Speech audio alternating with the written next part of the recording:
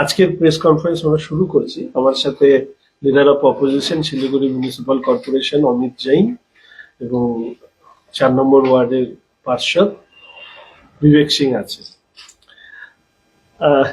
প্রথমেই বলি যে আপনারা জানেন যে শীতকালীন অধিবেশন সমাপ্ত হয়েছে। উত্তরবঙ্গের একজন জনপ্রতিনিধি হিসাবে শীতকালীন অধিবেশনে যতটুকু করেছি সেইটুকু আপনাদের সামনে জানাবো এবং উত্তরবঙ্গের মানুষের প্রয়োজনীয়তার বারংবার করে তুলে ধরবার যে দায়িত্ব আমাদেরকে দেওয়া হয় বা জনপ্রতিনিধিদের যে দায়িত্ব সেটা কতখানি করতে পেরেছি নিশ্চিতভাবে সেটা সময় নেব। প্রথমে আপনাদেরকে ধন্যবাদ জানাবো যে আপনারা অনেকেই, আমি 2-3টে বিলের উপরে সংশোধনী দিয়েছিলাম। একদিনে 2টো বিলে 67টি সংশোধনী দেওয়া হয়। এই সময়কালে সেটা সব থেকে বেশি। স্পিকার সাহেবও এই ব্যাপারে আমাকে উৎসাহিত করেন এবং শাসক দলেরও অনেক নেতৃত্ব, তারা বলেন যে তুই অনেক খুঁটিয়ে পড়েছিস, অনেক ভালো হয়েছে সংশোধনীগুলো, 1-2টো গৃহীত হয়েছে, 1-2টো আবার সরকারকে আমার সংশোধনীর সাথে তাদেরকেও সংশোধনী দিতে হয়েছে যাতে বিষয়টি সরকারের দুর্বলতা প্রকাশ না পায়। তবে ব্যক্তিগতভাবে আমি খুব খুশি। কিন্তু আপনাদেরকে আরেকটি বিষয় বলে রাখি যে সংশোধনী দেওয়ার থেকেও অত্যন্ত একটি গুরুত্বপূর্ণ কাজ যা 37 বছর পরে কেউ এই বিধানসভায়, পশ্চিমবঙ্গ বিধানসভায় কেউ করেছেন, সেটা হচ্ছে আমি একটি প্রাইভেট মেম্বার বিল নিয়ে এসেছি। প্রাইভেট মেম্বার বিলের শীর্ষকটুকুই আমি বলতে পারবো, the West Bengal protection of childhood bill 2024।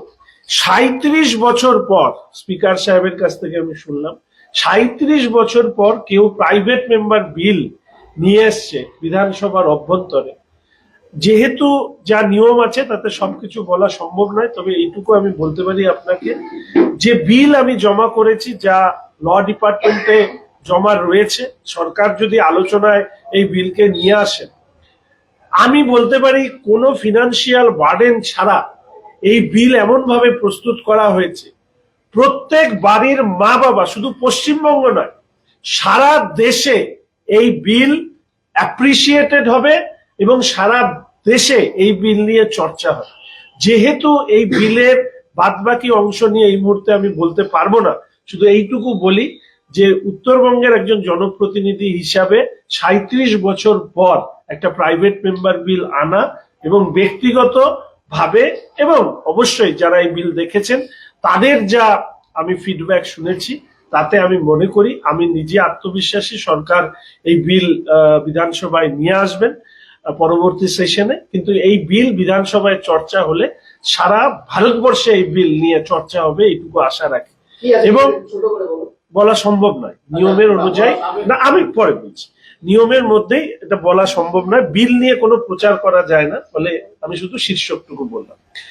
দ্বিতীয়ত হচ্ছে, অনেক মানুষ আমাকে অনুরোধ করেছিলেন যে আমাদের আয়ুষ্মান ভারত 70 বছরের ঊর্ধ্বে যে কেন্দ্রীয় সরকারের যে সবাইকে যে সংযোজন করা হোক, এইটা পশ্চিমবঙ্গে চালু করা। দেখুন, আমাদের আয়ুষ্মান ভারত বলুন, উজালা গ্যাস বলুন, এরকম অনেকগুলো, বিশ্বকর্মা যোজনা বলুন, এরকম অনেকগুলো, আমি পরবর্তীকালে ইন্ডিভিজুয়াল কেন্দ্রীয় সরকারি স্কিম থেকে কিভাবে পশ্চিমবঙ্গের মানুষকে বঞ্চিত করা হচ্ছে সেই নিয়ে অবশ্যই বলবো।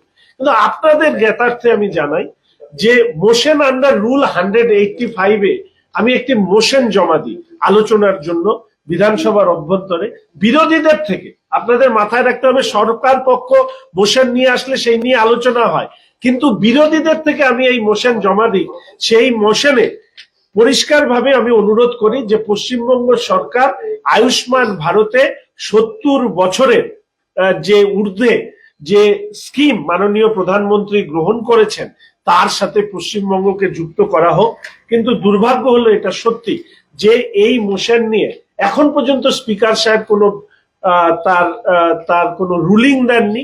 এর ফলে এই মোশনের কি অবস্থা আমি জানি না, তবে আয়ুষ্মান ভারতে 70 বছরের ঊর্ধ্বে এদের প্রত্যেকের অন্তর্ভুক্তি নিয়ে কিন্তু সারা রাজ্যের মানুষ চান, এবং আমি বিধানসভায় বিরোধী দলের জনপ্রতিনিধি হিসাবে আমি সেই কাজটা কিন্তু করেছি। এরপরে আমি যেটা আপনাদেরকে বলি, যে বারংবার আমি যে কথা বলেছি বা আপনাদেরকে বলার চেষ্টা করেছি, যে মুখ্যমন্ত্রী কে আমি প্রচুর চিঠি লিখি, শুধু মুখ্যমন্ত্রী কেন, ডিপার্টমেন্টাল মন্ত্রীদেরকেও আমি প্রচুর চিঠি লিখি। এই প্রথম আমি মুখ্যমন্ত্রীর উপস্থিতিতে আমার বিধায়ক উন্নয়ন তহবিল, নর্থ বেঙ্গল মেডিকেল কলেজের দুরবস্থা, কাওয়াখালী মাটিগাড়া গজলডোবা সহ বিভিন্ন জমি নিয়ে শ্বেতপত্র প্রকাশ করা থেকে শুরু করে শিলিগুড়ির যে উন্নয়ন সম্পূর্ণরূপে স্তব্ধ হয়ে গিয়েছে, সেই বিষয়টি উল্লেখ করে আমি মুখ্যমন্ত্রীকে চিঠি এর আগে দিয়েছি।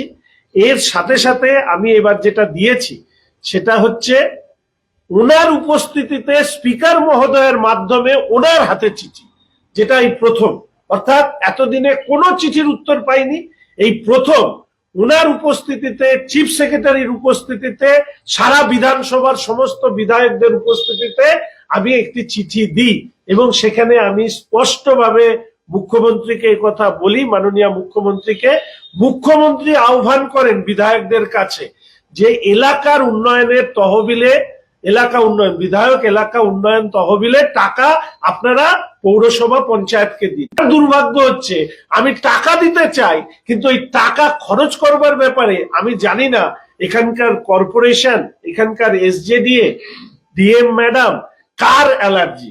আসলে মুখ্যমন্ত্রীকেই ওনারা অপমান করছেন কিনা জানি না, তবে আমি ওনাকে এই বিষয়টি জানিয়েছি। আমি আজকে চিঠিটি পাবলিক করব, অর্থাৎ এতদিন মুখ্যমন্ত্রীর কাছে যে চিঠি দিয়েছি সেটা পাবলিক করিনি, এবং মুখ্যমন্ত্রীকে মেলে চিঠি দিলে উত্তর দেন না, কিন্তু এই ক্ষেত্রে ওনাকে চিঠি হাতে নিতে হয়েছে কারণ স্পিকার মহোদয়ের হাত দিয়ে এই চিঠি গিয়েছে।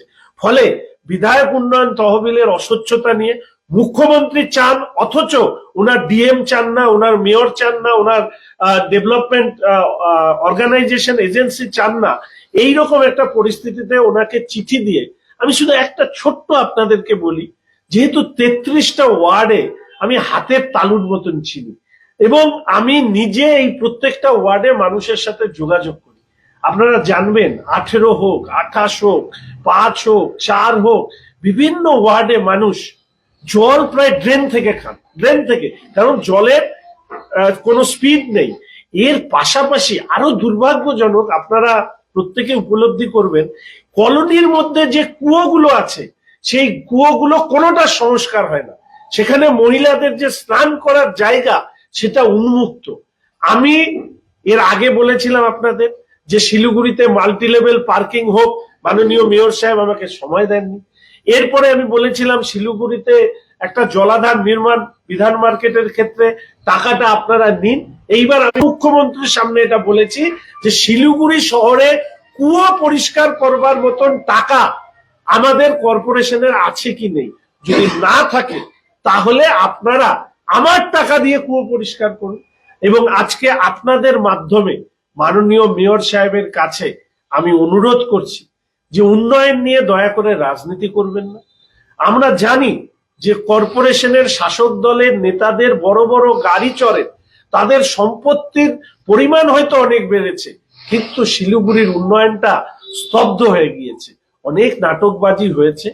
আপনারা যদি উন্নয়ন করতে চান, এটা ঠিক যে এই অর্থ অতি সামান্য, কিন্তু আমাদের এই অর্থ বিধায়ক উন্নয়ন তহবিলের অর্থ আমরা শিলিগুড়ি কর্পোরেশনের অনেক ক্রিটিক্যাল গ্যাপ ফিল আপ করবার ক্ষেত্রে, বিশেষ করে কলোনিতে এবং মহানন্দা নদীর পাশ দিয়ে দেখবেন একটা পোর্শন প্রচুর লাইট, ওই হাইমার্স লাইট, আমি এগুলো আবেদন করেছি বিভিন্ন কলোনির উন্নতিকল্পে এই টাকা দিতে চাই। মাননীয় মেয়র সাহেবকে আমি জানুয়ারি মাসের প্রথম সপ্তাহে চিঠি দেব, এবং চিঠি দিয়ে ওনার কাছে জানতে চাইবো বা ওনার পরামর্শ নেব। উনি আমার সিনিয়র লিডার এবং উনি দুবার মন্ত্রী ছিলেন, আমি চাইবো যে উনি আমাকে পরামর্শ দিন, আমি সহযোগিতা করতে প্রস্তুত। কর্পোরেশনের অভ্যন্তরে এই টাকা খরচ করতে চাই, মাননীয় মেয়র সাহেবের পরামর্শ নিই। এরকম নয়, আমার যা ভাবনা মেয়র সাহেবকে বলবো এবং মাননীয় মেয়র সাহেবের পরামর্শ নিয়ে আমি এই কাজ করতে চাই। সেই ব্যাপারেও আজকে আপনাদেরকে জানালাম এবং সাথে এটা জানিয়ে রাখি, যদি জানুয়ারি মাসে মুখ্যমন্ত্রীকে চিঠি দেওয়ার পরেও যদি দেখি সমস্যার সমাধান হয়নি, তাহলে আমি শিলিগুড়িতে, নবান্নে কিংবা রাজভবন অথবা বিধানসভার সামনে অবস্থানে বসবো, প্রয়োজনে অনশনে বসবো। শিলিগুড়ির বিধানসভা কোনো টাকা খরচ করতে না দেওয়ার অভিযোগ করেছি, মুখ্যমন্ত্রী গুরুত্ব না দিলে এরপরে অবস্থান এবং তারপরেও পরিস্থিতি না পাল্টালে আমি অনশনে বসবো। এই অধিকার মাননীয় মুখ্যমন্ত্রী বা কোন রাজ্যের কোন সরকারকে কেউ দেয়নি। বিরোধী হলে তাকে হেনস্থা করা, তার টাকা ইত্যাদি কাজ ইত্যাদি না করা। এর পরে আমি দু একটি ছোট ছোট বিষয় আপনাদেরকে আমি বলে রাখি ছোট ছোট বিষয়। যেরকম আমাদের ওয়ার্ড নাম্বার 46-এ মাননীয় আমাদের একটি প্রাথমিক হিন্দি বিদ্যালয়ের জন্য আমি মাননীয় শিক্ষামন্ত্রী বার্ত বাবুর কাছে অনুরোধ করেছি। তিনি বলেছেন সরকারের আর্থিক যে সমস্যা বা আর্থিক যে পরিস্থিতি তার মধ্যে দাঁড়িয়ে এটা উনি ভেবে দেখবেন। আমাদের মাননীয় মন্ত্রী মানস ভুঁইয়া সাহেব শিবনগর, উজানু, আদাঘাট অঞ্চলে ব্রিজ, বাঁধ ইত্যাদি নির্মাণের জন্য এবং 47, 45, 1 নম্বর এই ওয়ার্ডগুলোতে আরেকটু এই ব্যাপারে উদ্যোগ নেওয়ার জন্য ইতিমধ্যে মানস ভুঁইয়া মহাশয়, আমি ওনাকে ধন্যবাদ জানাবো। উনি ওনার ইঞ্জিনিয়ারদেরকে পাঠিয়ে তিনি এর একটা সার্ভে করেছেন। আমি আশা রাখি মাননীয় মেয়র সাহেব মাননীয় মন্ত্রী মহোদয়ের সাথে কথা বলে এই কাজগুলো যাতে হয়, কেননা ওনাদেরও মত নেওয়া হবে। তখন যদি উনি একটা নেতিবাচক মন্তব্য করেন তাহলে কাজগুলো আটকে যাবে। তো আমি অনুরোধ করব মাননীয় মেয়র সাহেবের কাছে এই কাজগুলো যাতে হয় সেই ব্যাপারে উনি উদ্যোগ নেবেন। আমি মাননীয় ইন্দ্রনীল মহাশয়ের কাছে একটি অনুরোধ করেছি। আমাদের এখানে ইন্টারন্যাশনাল ফিল্ম ফেস্টিভ্যাল হতো, সেটা বেশ কিছু যাবত ধরে বন্ধ হয়ে গিয়েছে। তো উনি বলেছেন এই ব্যাপারে সচেষ্ট হবেন। আমি অনুরোধ করেছি দীনবন্ধু মঞ্চে যে উন্নত মানের প্রজেক্টর যাতে লাগানো যায় এবং সেখানে যাতে সিনেমা, ভালো ভালো সিনেমা, আগে আমরা দেখতাম দীনবন্ধু মঞ্চে সবাই দেখতে আসতেন বা প্রদর্শিত হতো, সেটা অনেক দিন ধরে বন্ধ হয়ে আছে। এই বিষয়টিও আমি ওনাদের কাছে অনুরোধ করেছি। এছাড়া বেশ কিছু গুরুত্বপূর্ণ প্রশ্ন যেগুলো আজকে আমি এখানে আপনাদেরকে বলবো না, তার মধ্যে একটি চা বাগান, একটি টোটো সংক্রান্ত বিষয় এবং শিলিগুড়ির কিছু ডেভেলপমেন্ট স্কিমের জন্য আমি ওনাদের কাছে অনুরোধ করেছি। এবং আমি আশা রাখি আপনাদের কাছে, শুধু এই মন্ত্রণা নয়, আমি শুধু এইটুকু বলি যে আমাদের বড় বড় সংবাদ মাধ্যম তারা মূলত কলকাতা এবং কলকাতা কেন্দ্রিক তারা সংবাদ পরিবেশন করে থাকেন, কিন্তু আমরা যারা আপামর মানুষের প্রশ্ন তোলার চেষ্টা করি, দেখুন আমি বিধানসভায় শুধু এতগুলো প্রশ্ন জমা দিয়ে আমার উত্তর দিয়েছে, এতগুলো প্রশ্নের উত্তর তারা দিয়েছে, কিন্তু একটা লাইন খুঁজে পাবেন না। দেখুন এই বাঞ্চ আছে, এতগুলো প্রশ্ন আমার এখনো উত্তর পাওয়া বাকি। আমি প্রতিটা সেশনে ন্যূনতম 15টা করে যে আমাদের প্রশ্ন দেওয়ার অধিকার আছে সেই অনুযায়ী আমরা দিই। একজন বিধায়ক হিসাবে মোশন নিয়ে আসা, অ্যাডজার্নমেন্ট মোশন নিয়ে আসা থেকে শুরু করে মেনশন, কলিং অ্যাটেনশন থেকে শুরু করে প্রাইভেট মেম্বার বিল, প্রতিটি ক্ষেত্রে উত্তরবঙ্গের মানুষের কথা তুলে ধরবার চেষ্টা করি। সাংবাদিক বন্ধুদের কাছে এইটুকু বলবো যে এই বাংলাটা আসলে রবীন্দ্রনাথ নজরুলের বাংলা। এই বাংলাটা অনুব্রত বা আরাবুলের বাংলা নয়। এই বাংলাটা সিদ্দিকুল্লাহ চৌধুরী বা ফিরাদ হাকিমের বাংলা নয়।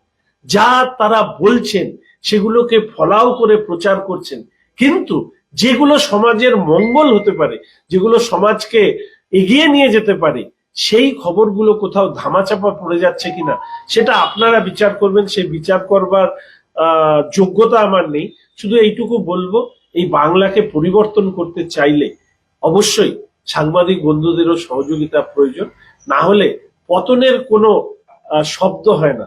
বাংলা যে অতল গহ্বরে তলিয়ে যাচ্ছে তার সব থেকে বড় প্রমাণ আপনারা শুনলে অবাক হবেন।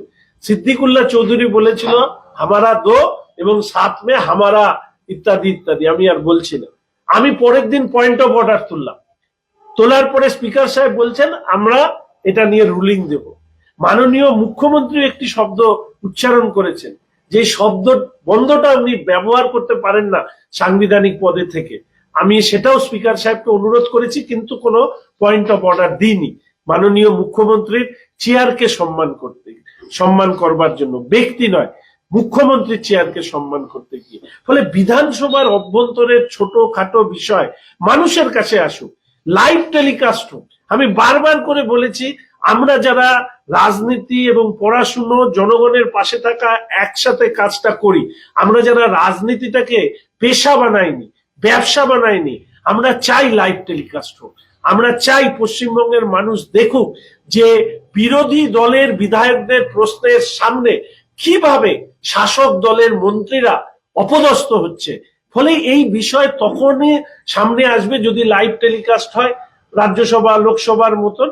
এবং আমি এই যে সামগ্রিকভাবে বিধানসভার অভ্যন্তরে শীতকালীন অধিবেশনে যতটুকু কাজ আমরা করেছি তার কিয়দংশ আপনাদের সামনে তুলে ধরলাম, এবং আশা করি এর মধ্যে দিয়ে উত্তরবঙ্গের তথা শিলিগুড়ির উন্নয়নের ক্ষেত্রে অন্তত বিকশিত করার জায়গা থাকবে। এইটুকুই আমার মূল বক্তব্য। এরপরে প্রশ্ন আপনারা যে কেউ রাখতে পারেন।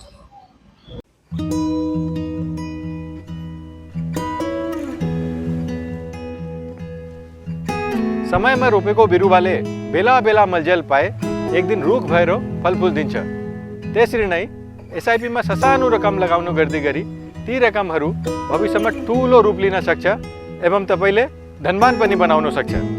घर बनाउन, उच्च शिक्षा लिन, सुख साधन किन्न, सम्मानित रिटायरमेन्ट जीवन जिउन, होसमा जोश मिलाई एसआईपी में लगानी गरी भविष्य बनाउनुहोस्।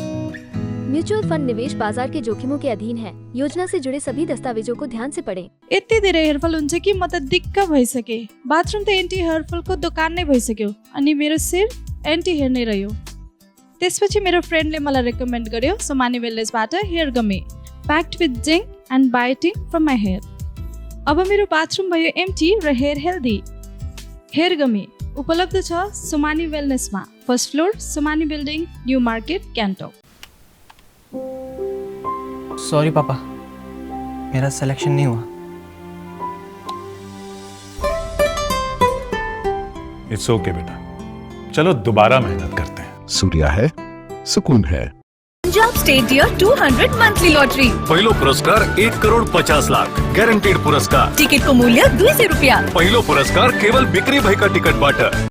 Are you looking for a best boarding school in West Bengal? We got you. Welcome to Mayur School, Siliguri. In collaboration with Mayo College General Council, Ajmer. Why Mayur? 12 acres of area with use in 5 structure, AC bus facility, modern and advanced education, holistic development, AC boarding house, computer lab, smart classroom, sports complex, semi-Olympic swimming pool, library and hostel facility, Rohit Sharma Cricket Academy. Admission open for new session 2025 and 2026. Pre-primary, nursery, LKG, UKG and class 1 to 8. Scholarship up to 30% off on tuition fee. Mahavir electricals 50 से अधिक वर्षों के अनुभव और सद्भावना के साथ सिलीगुड़ी का लीडिंग इलेक्ट्रिकल्स की दुकान, जहां Havells Gold Medal, RR Kabel, Crabtree, Legrand, Bajaj और कई अन्य कंपनियों के डिस्ट्रीब्यूटर्स और होलसेल व्यापारी हैं। ग्राहकों की संतुष्टि, शीघ्र सेवा, कम्पेटिटिव प्राइसिंग, क्वालिटी प्रोडक्ट्स और सर्वोत्तम गुणवत्ता वाले उत्पाद हमारी कंपनी की मुख्य खासियत हैं। अधिक जानने के लिए हमें अभी कॉल करें। महावीर इलेक्ट्रिकल्स, सेवक रोड, सिलीगुड़ी 9932018834।